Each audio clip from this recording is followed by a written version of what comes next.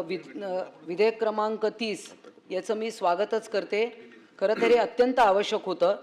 शक्ती विधेयक जेव्हा आपण समिती स्थापन केली त्या समितीमध्ये मी होते आणि जवळजवळ 18-19 बैठका आपण समिती स्थापन केली त्या समितीमध्ये मी होते आणि जवळजवळ 18-19 बैठका त्याच्या झाल्या आणि आंध्र प्रदेशने दिशा कायदा त्या अगोदर आणला, तोही हळूहळू पारित झाला।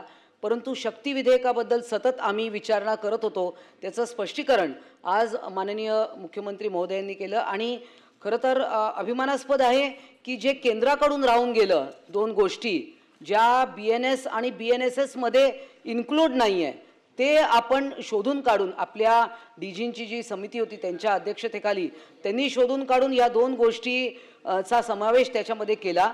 एक तर की ॲसिड हल्ल्यातल्या विक्टिम म्हणजे पूर्वी ॲसिड हल्ला किंवा इतर केमिकल पेट्रोल असेल, डिझेल असेल किंवा कुठलंही इतर केमिकल अटॅक असेल तर ते शक्ती कायद्यामध्ये आपण त्याचा समावेश केला होता, पण विक्टिमचं आयडेंटिटी डिस्क्लोज करू नये हे आपण केलं आहे। आणि दुसरं की जसं आता याबद्दल बोलणं की sexual advances through various means electronic असेल किंवा सोशल माध्यमातून असेल तर हे देखील त्याचा समावेश आपण केला।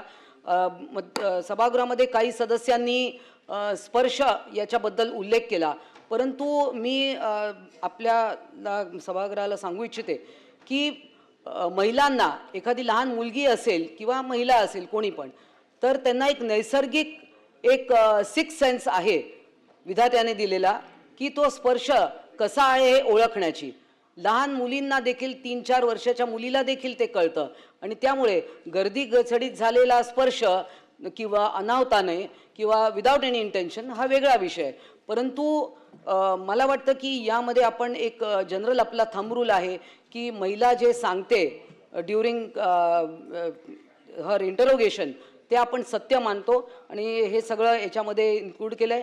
त्यामुळे या विधेयकाचं मी स्वागत करते आणि माननीय मुख्यमंत्र्यांचं विशेष अभिनंदन करते की शक्ती कायदा जरी तो आता विषय थांबला असेल तरी पण त्यामधल्या ज्या तरतुदी त्या आपण याच्यात इन्क्लूड केल्या आहेत। धन्यवाद।